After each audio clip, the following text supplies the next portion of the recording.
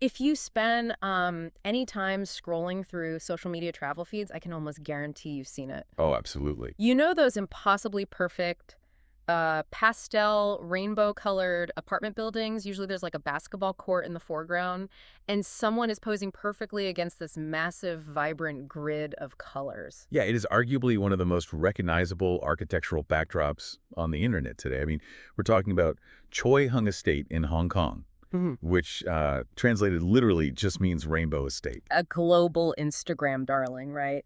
You see that building on your feed and you think, wow, it's just a pastel Yeah, paradise. exactly. But if you actually dig into the architectural records and the history of this place, you realize those beautiful colors are essentially, well, a massive cover-up. They really are. So the mission of this deep dive today is to strip off those digital filters and uncover the grounded, really gritty reality of this space.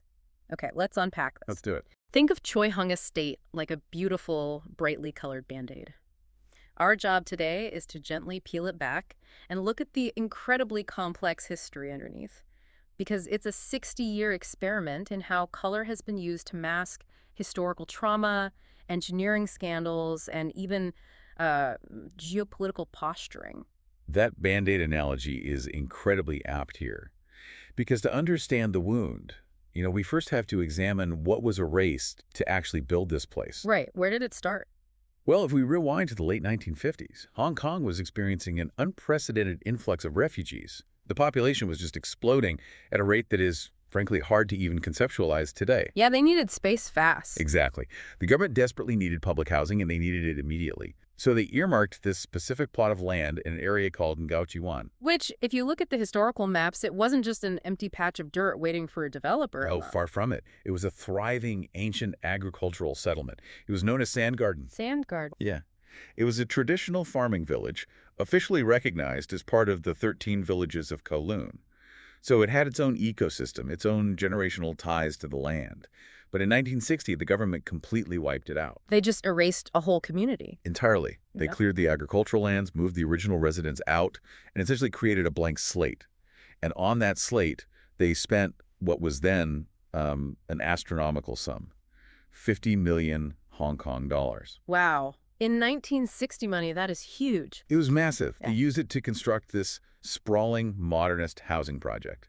When it opened in 1963, it was designed to hold about 43,000 people. Wait, 43,000? That is the population of an entire small city. Yeah, completely contained within 11 concrete buildings. Which brings us to the visual identity of the place. I mean, how do we get from a bulldozed farming village to a world-famous rainbow aesthetic? Because the local lore tells a very specific origin myth about this, doesn't it? Right, the origin story. So the local lore says that because the farmlands of Sand Garden were so uniquely flat, you'd get these massive, vivid rainbows forming right over the area after a heavy rainstorm. Like a really poetic weather phenomenon. Exactly, and the architects supposedly took that local meteorological event quite literally. They painted the 11 buildings using a continuous spectrum of 7 colors. So you have red, orange, yellow, green, cyan, blue, and purple. Okay, but we have to look at the ideological overlap happening here. Right. Because you have these mid-century architects applying modern Western Bauhaus color theory, right? Yeah, Bauhaus being that famous German design school entirely focused on, function, rationality, clean lines. Using color as a clinical tool to organize space so residents wouldn't get lost in identical massive concrete blocks. Yes, but in doing so, they unintentionally replicated a completely different ancient framework. They perfectly mirrored local Lingnan cosmology. Right, Lingnan cosmology. Yeah, specifically the 5 elements and 5 colors framework. In traditional Chinese philosophy, color is a tool for bringing cosmological order to a chaotic physical space. Hold on, I need to understand how that actually works in practice. How does painting a building bring, cosmological order? Well, in this framework, the physical world is made of 5 elements, and each is tied to a specific color and energetic property. Okay. So wood is green, signifying growth. Fire is red for prosperity, earth is yellow for stability, metal is white for structure, and water is black or deep blue for flow and wisdom. Ah, I see. So when you take these colors and intentionally apply them across a massive environment, you aren't just decorating. You are theoretically balancing the elements. You are anchoring the chaotic energy of 43,000 displaced people into a harmonized system. Wow. So you're telling me these clinical mid-century architects accidentally stumbled into ancient Chinese cosmology just by painting a rainbow? It's a phenomenal coincidence, yeah. Yeah. The intent was pure Bauhaus efficiency, but the local reception was cosmological harmony. That is wild. Even so, I really have to push back on the romanticism here. Because what does this all mean for the Right, farmers? the displacement. Yeah, the dark irony is so heavy here. You have this poetic weather phenomenon, a rainbow over the fields, and that exact imagery is weaponized as the branding to completely bulldoze a community's ancestral home. The rainbow is essentially the tombstone for those farms. It really is. The aesthetic beauty completely masked the rupture of the community. Yeah. And because that colorful design was so visually striking, it quickly evolved beyond just housing. It became a tool. Exactly. During the height of the Cold War, Choi Hung Estate became a geopolitical weapon. A literal showcase of Western, quote-unquote, good governance. Right. The British colonial government realized they had a visual masterpiece. So if you're trying to prove the superiority of the capitalist system over the communist bloc in the 60s, what better way than to parade international media through a state-of-the-art, vividly colored housing estate? And the guest list is just bizarre. I mean, Princess Margaret visits in 1966. But my absolute favorite detail, in 1964, Richard Nixon visits the estate. This is before his presidency. And there are actual photos of him playing badminton with the local residents. Oh, I know the photos you're talking about. He is wearing a full, formal, tailored suit while playing badminton. It is peak Cold War diplomacy visually. But here's the thing about that badminton game. There is a hilarious cultural disconnect happening right on that court. Oh, here's where it gets really interesting. So the Western powers are using this as a PR showcase. They want Nixon looking benevolent to the working class. But the grassroots residents, the locals holding the rackets, they viewed these visits through their own traditional framework. They weren't reading the Western press releases. Not at all.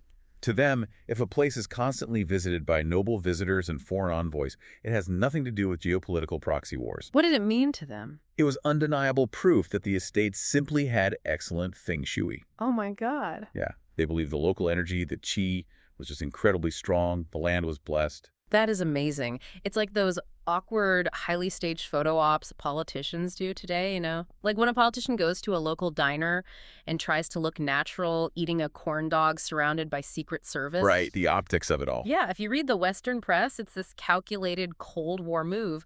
But if you talk to the auntie living on the fourth floor, she's just thinking, well, of course, the American politician flew halfway across the world.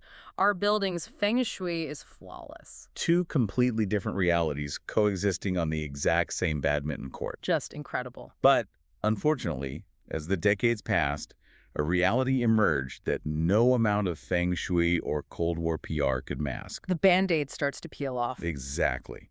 While foreign dignitaries were admiring the colorful exterior, a very secular, very dangerous rot was eating away at the buildings from the inside out. Yeah, we have to talk about the 1980s, because this is where the story gets really dark. In the 80s, a massive scandal broke regarding the construction of public housing across Hong Kong. It was discovered that corrupt contractors had been mixing concrete with seawater instead of fresh water. Just to save money. And for anyone listening who isn't a structural engineer, mixing seawater into concrete is basically a death sentence for a building. It really is. The salt, the chlorides in the seawater, it aggressively attacks the steel rebar hidden inside the concrete. The steel rusts, it expands, and that cracks the concrete from the inside out. The term for it is spalling. Right. It literally flakes and falls apart in massive chunks. And it was everywhere. 26 public housing blocks across the city were in such imminent danger of collapse that they had to be demolished immediately. Immediately. Yeah. But then, in a 1992 review, 152 more buildings were flagged for structural issues. And that list included parts of Choi Hung Estate. And the testing numbers on this are terrifying.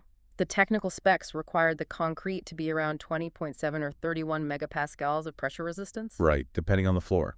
But the testing showed it was failing spectacularly. I mean, this concrete was testing so far below standard, you could practically chip it away with a household hammer. Which brings up a critical point about how we interpret this history.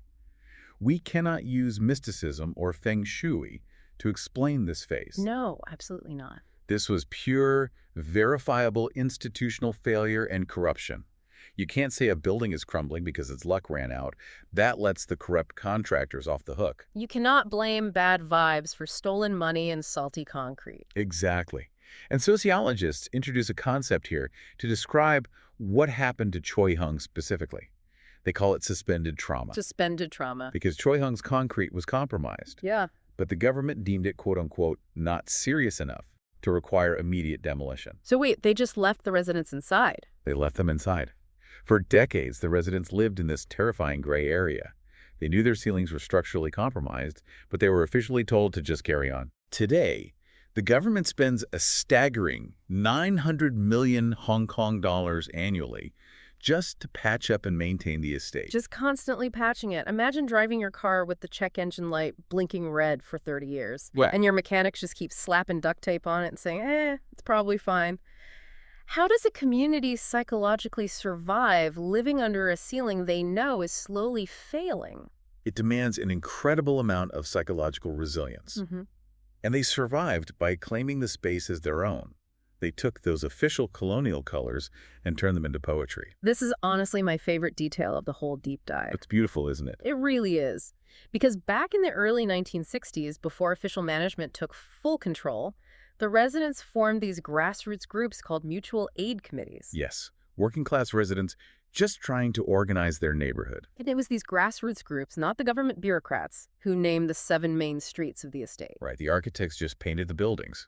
Yeah, they used the 7 rainbow colors, but the residents attached plant and floral imagery to them. So you get red plum, orange flower, yellow chrysanthemum, green willow, cyan poplar, bluebell, and purple creepers. It is a phenomenal, rare example of a bottom-up naming action in a colonial system.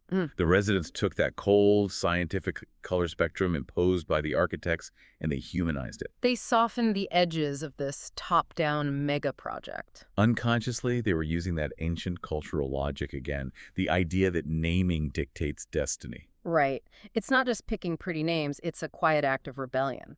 The government essentially handed them a concrete box and said, this is block A, painted red, and ordinary people looked at it and said, no, this is red plum. This is our home. They etched their own humanity into the rigid concrete maps of the city. It's incredible. But, ultimately, poetry and colorful paint cannot hold up failing concrete forever. No, it can't.